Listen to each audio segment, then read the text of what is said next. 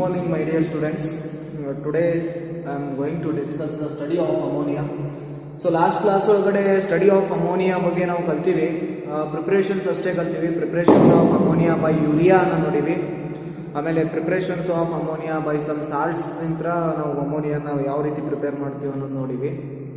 So next ಈಗ one of the very important 3 marks theory question, that is manufacture of ammonia by Haber's process. So this is a diagram, this is a flow chart for the manufacture of ammonia by Haber's process. Here ಇಲ್ಲಿ ಏನಾಗ್ತದಪ್ಪ ಅಂತಂದ್ರೆ hydrogen ಮತ್ತೆ hydrogen ಎರಡು ಏನ್ ಮಾಡ್ತಾರೆ ಅಂದ್ರೆ gas ಇವೆಲ್ಲ ಈ ಎರಡು ಗ್ಯಾಸ್ ಅನ್ನ ಏನ್ ಮಾಡ್ತಾರೆ ಪಾಸ್ ಮಾಡ್ತಾರೆ. So under the compressor at 200 atmospheric pressure, so ಈ ಪಾಸ್ ಆದಂತ N2 ಮತ್ತೆ H2 ಗ್ಯಾಸ್ ಕಂಬೈನ್ ಆಗಿ ಸೊ ಎಲ್ಲಿ ಬರ್ತದಪ್ಪ ಅಂತಂದ್ರೆ ನೆಕ್ಸ್ಟ್ ಚೇಂಬರ್ ಬರುತ್ತೆ. ಸೊ ನೆಕ್ಸ್ಟ್ ಚೇಂಬರ್ ಒಳಗಡೆ ಈ ಚೇಂಬರ್ ವೆರಿ ಇಂಪಾರ್ಟೆಂಟ್. ಇದು ಇಲ್ಲಿ ನಾವು ಟೆಂಪರೇಚರ್ ಎಷ್ಟು ಇರ್ತೈತಿ ಅಂತಂದ್ರೆ 700 ಕೆಲ್ವಿನ್ ಟೆಂಪರೇಚರ್ ಇರುತ್ತಾ. Here 700 kelvin temperature at the catalyst ಗಳನ್ನ ಯೂಸ್ ಮಾಡ್ತೀವಿ ನಾವು. ಕ್ಯಾಟಲಿಸ್ಟ್ ಯಾವ್ದು ಇರುತ್ತಪ್ಪ ಅಂತಂದ್ರೆ iron oxide is a catalyst as well as K2O is a catalyst and Al2O3 are the some catalyst ಅನ್ನು ಯೂಸ್ ಮಾಡ್ತೀವಿ. ಈ ಕ್ಯಾಟಲಿಸ್ಟ್ ಗಳ ಒಳಗಡೆ ಏನಾಗುತ್ತೆ, ಈ ಚೇಂಬರ್ ಒಳಗಡೆ ಈ N2 ಮತ್ತು H2 ಗ್ಯಾಸ್ ಕಂಬೈನ್ ಆಗಿ ನಮಗೆ ಏನ್ ಬರ್ತದಪ್ಪ ಅಂತಂದ್ರೆ NH3 ಬರುತ್ತೆ. ಬಟ್ ಕಂಪ್ಲೀಟ್ NH3 ಬರೋದಿಲ್ಲ. ಸೊ ಅದರಲ್ಲಿ ಮತ್ತು ಏನಿರ್ತೈತೆ ಅಂತಂದ್ರೆ N2 ಮತ್ತೆ H2 ಇರುತ್ತೆ. ಸೊ ಆ ಒಂದು N2 H2 ಮತ್ತೆ NH3 ಗ್ಯಾಸ್ ಗಳನ್ನ ಕಂಬೈನ್ ಮಾಡಿ ನಾವು ಏನ್ ಮಾಡ್ತೀವಿ ಅಂತಂದ್ರೆ ಇಲ್ಲಿ ವಾಟರ್ ಇರುತ್ತಾ. ಸೊ ಆ ವಾಟರ್ ಒಳಗಡೆ ಏನ್ ಮಾಡ್ತೀವಪ್ಪ ಅಂತಂದ್ರೆ ನಾವೇನ್ ಮಾಡ್ತೀವಿ ಆ NH3 ಗ್ಯಾಸ್ ಅನ್ನ ಕಂಬೈನ್ ಮಾಡ್ತೀವಿ. ಓನ್ಲಿ ಇಲ್ಲಿ ಉಳಿತಕ್ಕಂಥದ್ದು ಯಾವ್ದಪ್ಪ ಅಂತಂದ್ರೆ ಲಿಕ್ವಿಡ್ ಅಮೋನಿಯಾ ಉಳಿತೈತಿ. ಸರ್ ಹಂಗಾದ್ರೆ ಇನ್ನು N2 ಮತ್ತೆ H2 ಗ್ಯಾಸ್ ಇರ್ತೈತಲ್ಲ, ರಿಯಾಕ್ಟ್ ಆಗೋದು ಗ್ಯಾಸು, ಮತ್ತೆ ಅದನ್ನ ನಾವು ಏನ್ ಮಾಡ್ತೀವಿ ಅಂತಂದ್ರೆ ಪಾಸ್ ಆಗಿ ಬೈ ಯೂಸಿಂಗ್ ದ ಪಂಪ್ ಮತ್ತೆ ಅದೇನಾಗತ್ತಪ್ಪ ಅಂತಂದ್ರೆ ಈ ರೀತಿ ರೀಸೈಕಲ್ ಆಗ್ತದೆ. ಸೊ ಬಟ್ ವೆರಿ ಇಂಪಾರ್ಟೆಂಟ್ ಇದು ಏನಪ್ಪಾ ಅಂದ್ರೆ ಒಂದು ಇದ್ರ ಫ್ಲೋ ಚಾರ್ಟ್, ಆಮೇಲೆ ರಿಯಾಕ್ಷನ್ ಕಂಡೀಷನ್ ಬರೆದ್ರೆ ಇಲ್ಲಿ 3 marks. ಯಾವುದೇ ರೀತಿಯಾದಂಥ ಎಕ್ಸ್ಪ್ಲನೇಷನ್ ಇರೋದಿಲ್ಲ ಇಲ್ಲಿ, ಬಟ್ ನಿಮಗೆ ಅರ್ಥ ಮಾಡ್ಕೊಳ್ಳೋ ಸಲುವಾಗಿ ನಾನು ಹೇಳೋದು. ಸೊ N2 and H2 ಗ್ಯಾಸ್ಗಳನ್ನ ಏನು ಮಾಡ್ತೀವಿ ಅಂತಂದ್ರೆ ಈ ಎಲ್ಲ ಚೇಂಬರ್ನಾಗ ಪಾಸ್ ಮಾಡಿ ವೆರಿ ಇಂಪಾರ್ಟೆಂಟ್ ಅಂತ ಕಂಡೀಷನ್. ಪ್ರೆಷರ್ ಎಷ್ಟಿರುತ್ತಪ್ಪ ಅಂತಂದ್ರೆ ಇಲ್ಲಿ 200 atmospheric pressure and 7 temperature is 700 Kelvin temperature. Catalyst is iron oxide K2O and ಇಲ್ಲಿ ಈ ಒಂದು ಚೇಂಬರ್ ಒಳಗಡೆ this is converter, this is the main chamber ಅಂತೀನಿ ನಾನು. ಸೊ ಇಲ್ಲಿ ನಮಗೆ ಏನಾಗುತ್ತೆ ಅಂದ್ರೆ N2 ಮತ್ತು H2 ಕಂಬೈನ್ ಆಗಿ NH3 ಫಾರ್ಮ್ ಆಗುತ್ತೆ. ಈ ಡಯಾಗ್ರಾಮ್ ಡ್ರಾ ಮಾಡ್ಕೊಳ್ಳಿ. ಫಸ್ಟ್ ನೀವು ಪಾಸ್ ಮಾಡಿ ಈ ಡಯಾಗ್ರಾಮ್ ಅನ್ನ ಡ್ರಾ ಮಾಡ್ಕೊಳ್ಳಿ. ಇಲ್ಲಿ ಇದ್ರ ರಿಯಾಕ್ಷನ್ ಮತ್ತು ಕಂಡೀಷನ್ ಬರ್ತೀನೋ ಅಲ್ಲಿ 3 marks, ಕಂಪ್ಲೀಟ್ 3 marks ಆಗುತ್ತೆ. ಓಕೆ, ಸೊ ಪಾಸ್ ಮಾಡಿ ಈ ಡಯಾಗ್ರಾಮ್ ಅನ್ನ ಬರ್ಕೊಂಡು.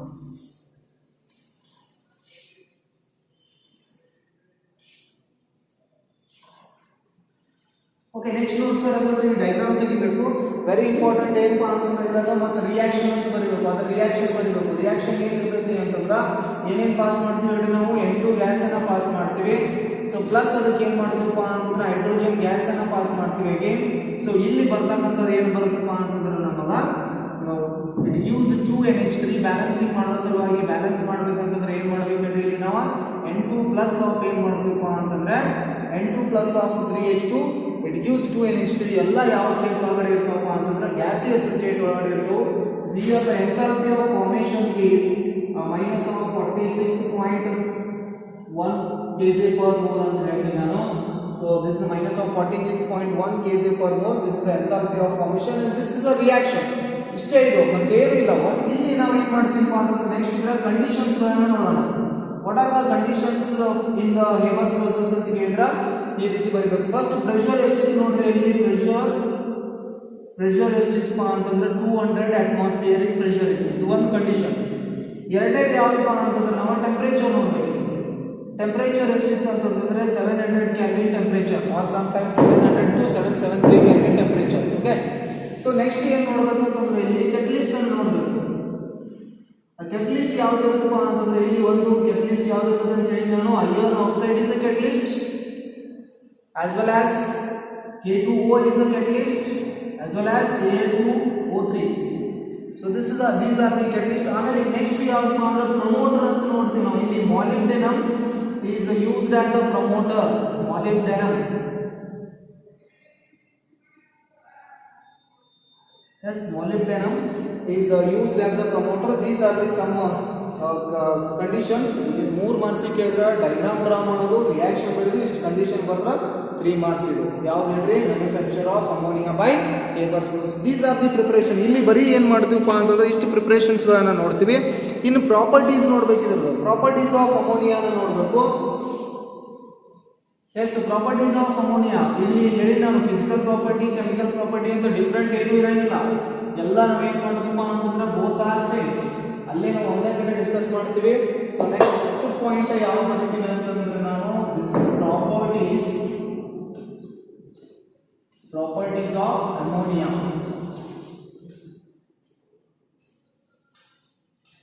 Properties of ammonia.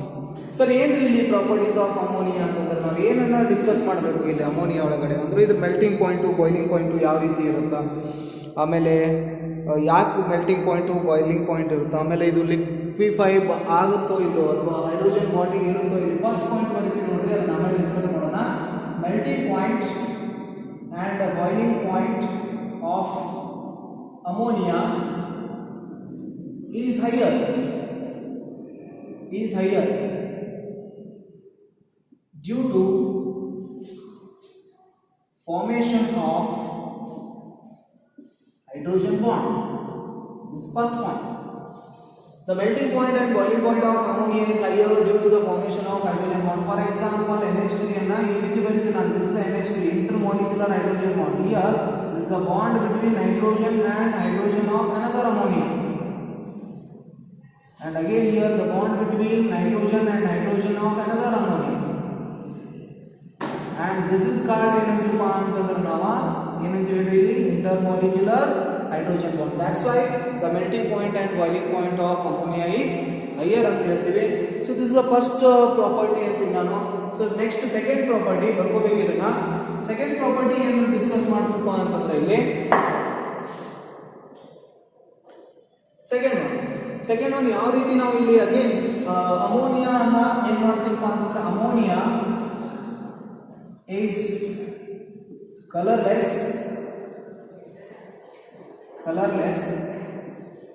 pungent smelling gas. This is another property.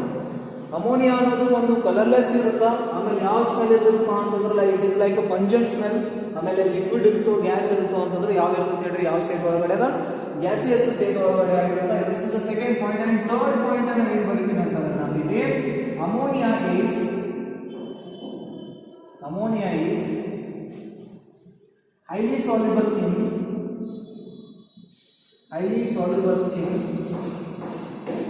water. It accepts the proton. It accepts the proton from water. It gives ammonium ion.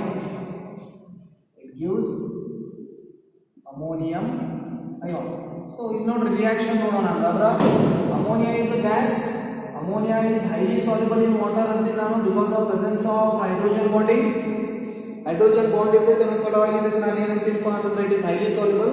ಇದೇನು ಮಾಡುತ್ತಂದ್ರೆ ಇದನ್ನ break ಮಾಡಿದ್ರೆ ಒಂದು H+ and OH-.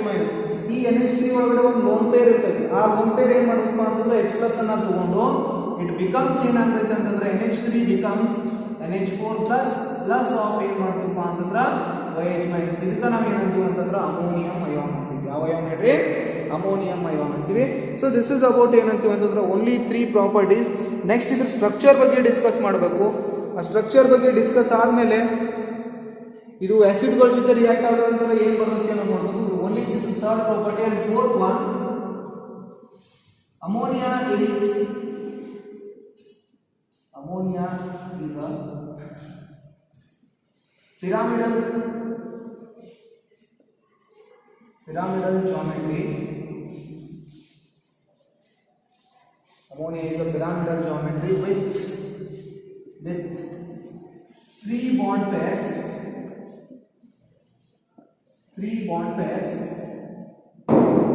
and 1 lone pair. Already ಕಲ್ತೀವಿ ನಾವು, first year ಕಲಿಸ್ಬಿಟ್ಟು ನಾನು ಇದನ್ನ ಯಾವುದು ಅಮೋನಿಯಾ ಅನ್ನೋದು like pyramidal geometry. Okay, this is the shape of what is that ammonia. So ಅಲ್ಲಿ ಮೂರು ಬಾಂಡ್ ಪೇರ್ಗಳು ಇರ್ತವೆ. ಒಂದು ಬಾಂಡ್ ಪೇರ್ ಇರುತ್ತೆ, bond angle is I think 107 degree ಏನಿರುತ್ತಪ್ಪ ಅಂತಂದ್ರೆ ಬಾಂಡ್ ಆಂಗಲ್ ಇರುತ್ತೆ. This is about what is that properties of ammonia. ಅಷ್ಟೇ ಇಲ್ಲ, ನೆಕ್ಸ್ಟ್ ಪ್ರಾಪರ್ಟಿ ಫೋರ್ತ್ ಆಯಿತು. ಈಗ ನೆಕ್ಸ್ಟ್ ನಾನು ಏನು ಮಾಡ್ತೀನಪ್ಪ ಅಂತಂದ್ರೆ ಫಿಫ್ತ್ ಪ್ರಾಪರ್ಟಿಯನ್ನು ಡಿಸ್ಕಸ್ ಮಾಡ್ತೀನಿ. ಇನ್ನೆಲ್ಲ ರಿಯಾಕ್ಷನ್ಸ್ಗಳು ಬರ್ತಾವೆ. ಸರ್ ಫಿಫ್ತ್ ಪ್ರಾಪರ್ಟಿ ಏನಿರ್ತೈತಿ ಅಂತಂದ್ರೆ ammonia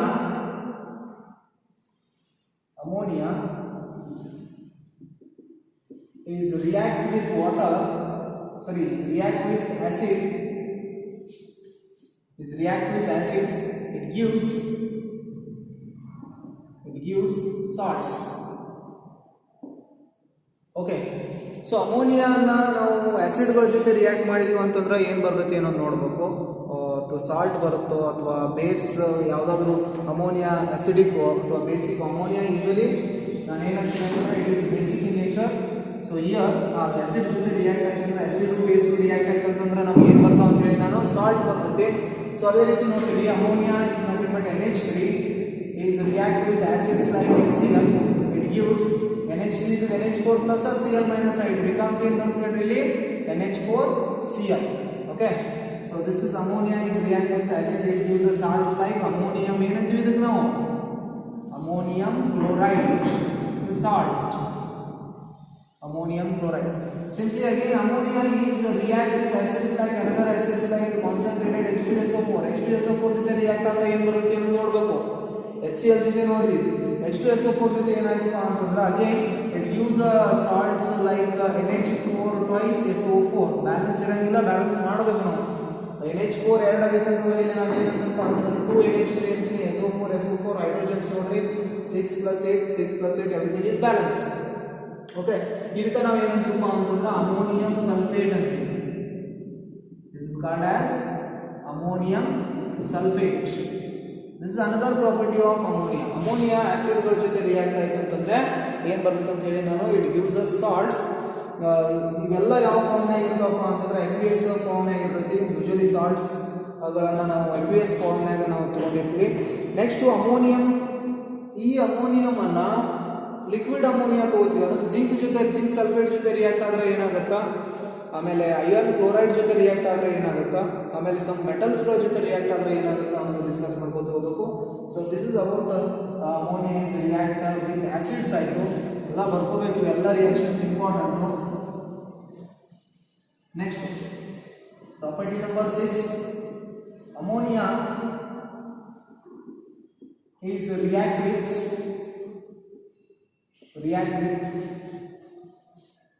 some metals, it gives respective products, ಇಲ್ಲಿ ಅಮೋನಿಯಾ ಅಂತಂದ್ರೆ ನಾನು ಲಿಕ್ವಿಡ್ ಅಮೋನಿಯಾ ತಗೊಂಡಿರ್ತೇನೆ. ಲಿಕ್ವಿಡ್ ಅಮೋನಿಯಾ ಹೆಂಗಂತಂದ್ರೆ ಈಗ ನಾವು ಲ್ಯಾಬ್ ಒಳಗಡೆ ತೋರಿಸಿ ನಾನು ನಿಮಗೆ ಅಮೋನಿಯಾ ಗ್ಯಾಸ್ ಅಲ್ಲಿ ಇರುತ್ತೆ.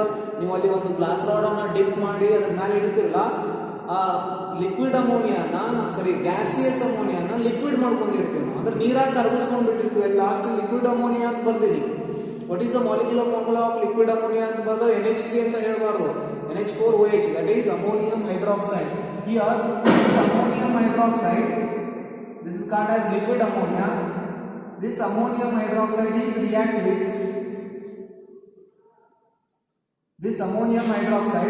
is react with zinc sulfate, some metal, sorry, some electrolytes ಅನ್ನು ತಗೊಂಡಿರ್ತೀವಿ. zinc sulfate is one of the electrolyte. ಈ zinc sulfate ಜೊತೆ ರಿಯಾಕ್ಟ್ ಆಯ್ತು ಅಂತಂದ್ರೆ ಎಸ್ ನೋಡ್ರಿ ರಿಯಾಕ್ಷನ್ ಯಾವ ರೀತಿ ಬರೀಬೇಕು ಅನ್ನೋದು ಆಲ್ರೆಡಿ ಗೊತ್ತು ನಿಮಗೆ. NH4 + 2OH -, ಇಲ್ಲಿ Zn + 2 SO4 -2. ಈ Zn ಈ OH ರಿಯಾಕ್ಟ್ ಆಗುತ್ತೆ. ಫಾರ್ ಎಕ್ಸಾಂಪಲ್ ಅಲ್ಲಿ ZnH ಬರುತ್ತೆ ಅಂತ ಹೇಳಿ +2, OHS ಬರುತ್ತೆ -1.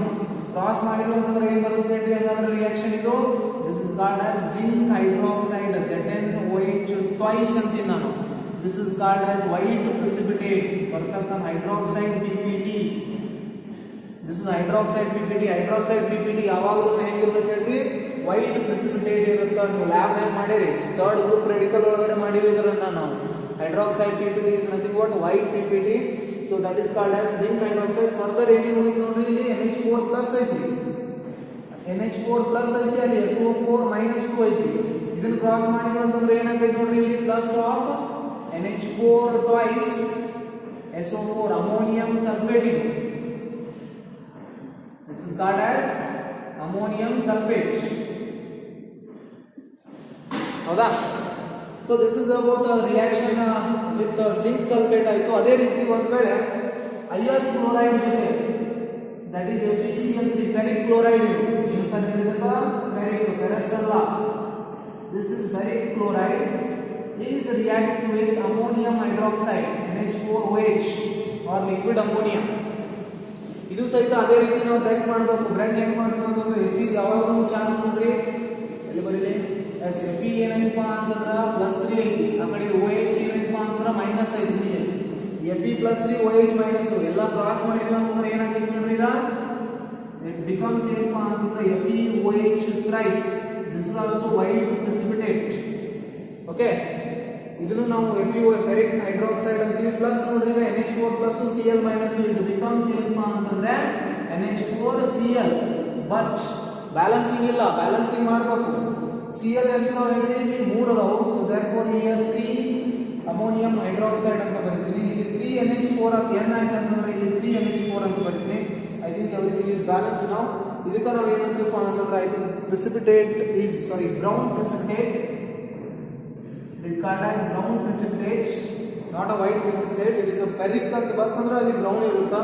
ಸೊ ನೀವು ಯಾವುದು iron, so this is the formula of iron, rusting of iron ಅಂತೀವಿ ನಾವು. Fe2O3.X H2O ಇದೆ ರಸ್ಟ್. ಅದಕ್ಕೆ ರಸ್ಟ್ ಅಂತಂದ್ರೆ ಜಂಗ್ ಅಂತಿರ್ತೈತಲ್ಲ, ಕೆಂಪನ ಜಂಗ್ ಅಂತಿರ್ತೈತೆ, ಅದು ಕಲರ್ ಯಾವ್ದಾಗಿರ್ತದೆ, ಬ್ರೌನ್ ಕಲರ್. ಅದ್ರ ಫಾರ್ಮುಲಾ ಕೇಳಿದ್ರೆ ಹೇಳ್ಬೇಕು ನೀವು FeOH ಥ್ರೈಸ್ ಅಂತೇಳಿ. ಯಾವುದು ರಸ್ಟ್ ಆಗಿರ್ತಕ್ಕಂಥ ಐರನ್ ಇರ್ತೈತಿ ಅದು ಏನಾಗಿರ್ತೈತೆ ಅಂತಂದ್ರೆ ನಮ್ಗೆ ಬ್ರೌನ್ ಪ್ರೆಸಿಪಿಟೇಟ್ ಆಗಿರ್ತೈತಿ. So this is very important. When ammonium hydroxide is react with zinc sulphate, when ammonium hydroxide is react with ferric chloride, it gives the respective products. ಒಂದು salt ಬರುತ್ತಾ, ಆಮೇಲೆ ಇನ್ನೊಂದು ಏನಪ್ಪ ಅಂತಂದ್ರೆ ನಮ್ಗೆ ಪ್ರೆಸಿಪಿಟೇಟ್ ಬರುತ್ತಾ. So this is number 6 property. And 7th property, complex formation ಮಾಡ್ತೀವಿ ammonia ಅನ್ನೋದು. ಏನು ಸರ್ ಅಮೋನಿಯಾ ಕಾಂಪ್ಲೆಕ್ಸ್ ಅಂತಂದ್ರೆ, ನೀವು ಕೋಆರ್ಡಿನೇಷನ್ ಕಂಪೌಂಡ್ಸ್ನಾಗ ಕಲ್ತಿರಿ. ಲಿಗ್ಯಾಂಡ್ ಅಂತಂದ್ರೆ ಏನು, ಲಿಗ್ಯಾಂಡ್ ಯಾಕೆ ಅಂತಾರೆ, ಮೆಟಲ್ ಯಾವ್ದು ಸೆಂಟ್ರಲ್ ಮೆಟಲ್ ಮೇನ್ಲಿ ಆ ಕೋಆರ್ಡಿನೇಷನ್ ಕಂಪೌಂಡ್ನಾಗ ಡಿ ಬ್ಲಾಕ್ ಎಲಿಮೆಂಟ್ಸ್ಗಳನ್ನು ಮಾತ್ರ ಮೆಟಲ್ಗಳನ್ನು ಯೂಸ್ ಮಾಡಿರ್ತಾರೆ. ಯಾಕಲ್ಲಿ ಡಿ ಬ್ಲಾಕ್ ಎಲಿಮೆಂಟ್ಗಳನ್ನು ಮಾತ್ರ ಯೂಸ್ ಮಾಡ್ತಾರೆ? ಕಾಂಪ್ಲೆಕ್ಸ್ ಫಾರ್ಮೇಷನ್ ಯಾವ ರೀತಿ ಆಗುತ್ತೆ? ಓಕೆ, ಆ ಕಾಂಪ್ಲೆಕ್ಸ್ ಫಾರ್ಮೇಷನ್ನಾಗ ಲಿಗ್ಯಾಂಡ್ಗಳು ಟೈಪ್ಸ್ ಆಫ್ ಲಿಗ್ಯಾಂಡ್ಸ್ ಬರ್ತಾವೆ. ಬೈಡೆಂಟೇಟು, ಟ್ರೈಡೆಂಟೇಟು, ಪಾಲಿಡೆಂಟೇಟು.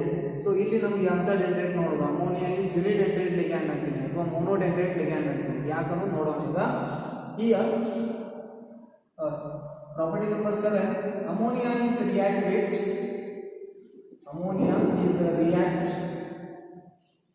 With some metals. It forms complexes. It forms complex ions.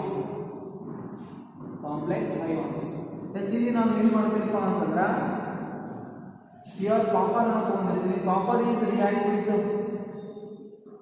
4 moles of ammonia.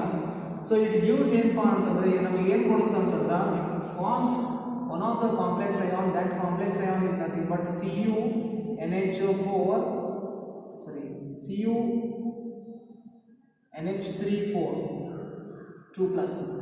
This is called as cupra ammonium ion. Complex ions. Complex ions usually ಏನಿರ್ತೈತಪ್ಪ ಅಂತಂದ್ರೆ colour ಇರ್ತಾವೆ. ಯಾಕಂದ್ರೆ it is a deep blue color. Yes, complex ಅಂದ್ರೆ coordination number ಒಳಗಡೆ ಕಲ್ತಿರ್ತೀವಿ. Crystal field splitting ಅಂತ ನೋಡ್ತೀವಿ, octahedral ಸ್ಪ್ಲಿಟ್ಟಿಂಗು, tetrahedral ಸ್ಪ್ಲಿಟ್ಟಿಂಗು. ಈ ಎಲ್ಲ ಕಾಂಪ್ಲೆಕ್ಸ್ ಅಯಾನ್ಗಳು ಯೂಶ್ವಲಿ ಏನಿರ್ತಾವೆ ಅಂದ್ರೆ ಕಲರ್ ನೇಚರ್ ಇರ್ತಾವೆ. ಅಲ್ಲಿ ಟ್ರಾನ್ಸಿಷನ್ ಆಗಿಲ್ಲ, ಡಿ ಟ್ರಾನ್ಸಿಷನ್ ಅಂತ ಹೇಳ್ತೀನಿ ನಾನು. ಸೊ ನಿಮಗೆ ಫ್ಲೇಮ್ ಟೆಸ್ಟ್ ನೋಡಿದ್ರೆ, ನೀವು ಫ್ಲೇಮ್ ಟೆಸ್ಟ್ ಒಳಗಡೆ ನಮ್ಗೆ ಕಲರ್ ಫಾರ್ಮೇಷನ್ ಆಗಿರ್ತೀವಿ. ಅಲ್ಲಿ ಯಾಕಂತಂದ್ರೆ ಟ್ರಾನ್ಸಿಷನ್ ಆಗಿರ್ತೈತಿ, ಎಲೆಕ್ಟ್ರಾನ್ ಮೂವ್ಮೆಂಟ್ ಆಗಿರ್ತೈತಿ. ಲೋವರ್ ಸ್ಟೇಟ್ ನಿಂತ ಹೈಯರ್ ಸ್ಟೇಟು, ಹೈಯರ್ ಸ್ಟೇಟ್ ನಿಂತ ಲೋವರ್ ಸ್ಟೇಟು. ಅಲ್ಲಿ ಬರುವಾಗ ನಮಗೆ ಏನು ಫಾರ್ಮ್ ಆಗ್ತೈತಪ್ಪ ಅಂತಂದ್ರೆ ಕಲರ್ ಫಾರ್ಮ್ ಆಗುತ್ತಾ. ಈ ಎಲ್ಲ ಕಾಂಪ್ಲೆಕ್ಸ್ ಅಯಾನ್ಗಳು ಕಲರ್ ಇರ್ತವೆ. ಯಾಕಂದ್ರೆ ಇಲ್ಲಿ ಕ್ರಿಸ್ಟಲ್ ಫೀಲ್ಡ್ ಸ್ಪ್ಲಿಟ್ಟಿಂಗ್ ಆಗುತ್ತಿರುತ್ತೆ ಬಿಕಾಸ್ ಆಫ್ ಪ್ರೆಸೆನ್ಸ್ ಆಫ್ ಏನಪ್ಪ ಅಂತಂದ್ರೆ ಅವರ್ ಲಿಗ್ಯಾಂಡ್ ಇದ್ದಾಗ ಮಾತ್ರ ಕ್ರಿಸ್ಟಲ್ ಫೀಲ್ಡ್ ಸ್ಪ್ಲಿಟ್ಟಿಂಗ್ ಆಗುತ್ತಾ. ಅಲ್ಲಿ ಎಂಥ ಸ್ಪ್ಲಿಟ್ಟಿಂಗ್ ಅಂತಂದ್ರೆ ಡಿ ಸ್ಪ್ಲಿಟ್ಟಿಂಗ್ ಅಂತೀವಿ ನಾವು. ಅಂತಂದ್ರೆ ಒಂದು D X square minus Y square and D Z square ಮೇಲ್ಗಡೆ ಇರ್ತದೆ, D X Y D Y Z D Z X ಕೆಳಗಡೆ ಇರ್ತದೆ. ಓಕೆ, ಅದಕ್ಕೆ ನಾವು ಕಾನ್ಫಿಗರೇಷನನ್ನು ಆಕ್ಟಾಯ್ಡ್ರಲ್ಲು ಮತ್ತು ಟೆಟ್ರಾಹೆಡ್ರಲ್ ಒಳಗಡೆ ಇ ಆ್ಯಂಡ್ T2Z ಅಂತೇಳಿ ನಾವು ಸಪ್ರೇಟ್ ಮಾಡ್ಕೊತೀವಿ. ಅದು ನೆಕ್ಸ್ಟ್ ನೋಡೋಣ. ಎಸ್, ದಿಸ್ ಇಸ್ ಅಬೌಟ್ ಏನು ಮಾಡ್ತೀನಪ್ಪ ಅಂತಂದ್ರೆ ನಾನು ಕಾಂಪ್ಲೆಕ್ಸ್ ಇದು ಒಂದು ಮೆಟಲ್ ಅಂತಲ್ಲ, ಸಿಲ್ವರ್ ತೊಗೊಂಡಾಗ ಸಿಲ್ವರ್ ತೊಗೊಂಡಿವಿ ಅಂತಂದ್ರೆ for example silver is react with 2 moles of NH3 ammonia ಜೊತೆ ರಿಯಾಕ್ಟ್ ಆಗಿರೋದ್ರಿಂದ ಇಲ್ಲೂ ಸಹಿತ ಏನು ಬರಬೇಕಪ್ಪ ಅಂತಂದ್ರೆ ಹಿಯರ್ AgNH3 ಟ್ವೈಸ್ +1 ಬರ್ತೀವಿ. +1 ಯಾಕೆ +2 ಯಾಕೆ ಕೋಆರ್ಡಿನೇಷನ್ ಕಾಂಪೌಂಡ್ ಇನ್ನೊಂದು ರಿವಿಷನ್ ಮಾಡುವಾಗ ಅಲ್ಲಿ ಯಾಕೆ ಬರ್ತೈತಿ ಅನ್ನೋದು ನಾನು ಹೇಳ್ತಾ ಇದ್ದೀನಿ. ಇದಕ್ಕೂ ಸಹಿತ ನಾವು ಏನು ಹೇಳ್ತೀವಪ್ಪ ಅಂತಂದ್ರೆ this is silver ammonium chloride. Cl ಇದ್ದರೆ ಸಿಲ್ವರ್ ಅಮೋನಿಯಂ, AgCl ತೊಗೊಂಡ್ರೆ ಸಿಲ್ವರ್ ಅಮೋನಿಯಂ ಕ್ಲೋರೈಡ್ ಅಂತೀವಿ. ನಾವು ಏನಂತೀವಪ್ಪ ಅಂತಂದ್ರೆ ಬರೀ silver ammonium complex ion, silver ammonium complex ion, and it is colorless. It is not a color. Colorless color just stating complex ions are color in nature, but sir ಇದು complex ion ಐತ್ರಿ but colourless ಯಾಕೆ ಐತಿ? Okay, ಇಲ್ಲಿ splitting ಆಗ್ತಿರಂಗಿಲ್ಲ. ಇಲ್ಲಿ ಏನಪ್ಪಾ ಅಂತಂದ್ರೆ absence of crystal field splitting, there is no color and it is a colorless. These are the very very very important properties of ammonia. ಇವುಗಳು ಏನಪ್ಪ ಅಂತಂದ್ರೆ ಪ್ರಾಪರ್ಟೀಸ್ ಆಫ್ ಏನು ಅಂತಂದ್ರೆ ಅಮೋನಿಯಾ ಭಾಳ ಇಂಪಾರ್ಟೆಂಟ್. ಇಲ್ಲಿ ಇದ್ರದ್ದು ಲಾಸ್ಟ್ ಏನು ನೋಡ್ತೀವಪ್ಪ ಅಂತಂದ್ರೆ ಯೂಸಸ್ ಅನ್ನು ನೋಡ್ತೀವಿ, uses of ammonia. And this last concept of ammonia and here uses ಎಲ್ಲಿ ಯೂಸ್ ಮಾಡ್ತೀವಿ ಅಂತಂದ್ರೆ ammonia it is used as again refrigerant. It is used as a refrigerant, and second one, it is used for the manufacture of